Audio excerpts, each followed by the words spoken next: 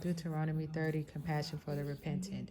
When all these things, the blessings and the curse which I have set before you, come upon you, and you take them to heart, in any of the nations where the Almighty your God has dispersed you, and return to the Almighty your God, obeying his voice, according to all that I am commanding you today, you and your children, with your whole heart, your whole being, the Almighty your God will restore your fortunes and will have compassion on you, and he will again gather you from all the peoples where the Almighty your God has scattered you. Though you may have been dispersed to the farthest corner of the heavens, even from there will the Almighty your God gather you.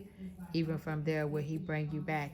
The Almighty your God will then bring you into the land your ancestors once possessed, that you may possess it, and he will make you more prosperous and numerous than your ancestors. The Almighty your God will circumcise your hearts and the hearts of your descendants, so that you will love the Almighty your God with your whole heart and your whole being, in order that you may live. The Almighty your God will put all those curses on your enemies and the foes who pursued you. You, however, shall again obey the voice of the Almighty God and observe all his commandments, which I am giving you today. Then the Almighty your God will generously increase your undertakings, the fruit of your womb, the offspring of your livestock, and the produce of your soil.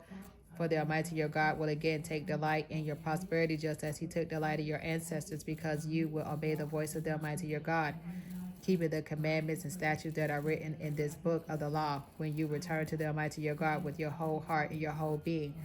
For this command which I am giving you today is not too wondrous or remote for you.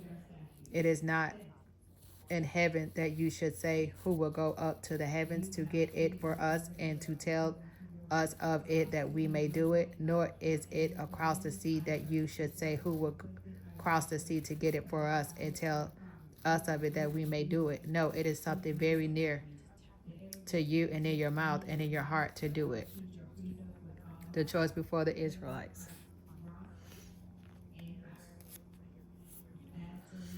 See, I have set today before you life and good, death and evil. If you obey the commandments of the Almighty your God, which I am giving you today, loving the Almighty your God and walking in his ways and keeping his commandments, statutes, and ordinances, and you will live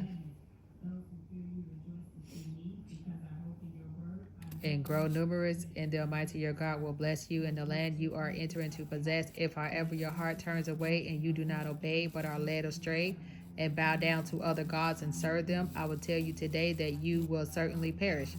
You will not have a long life on the land which you are crossing the Jordan to enter and possess, and I call heaven and earth today to witness against you. I have set before you life and death, the blessings and the curse. Choose life, then that you and your descendants may live, by loving the Almighty your God, obeying his voice, holding fast to him, for that will mean life for you, a long life for you to live on the land which the Almighty God swore to your ancestors, to Abraham, Isaac, and Jacob, to give them.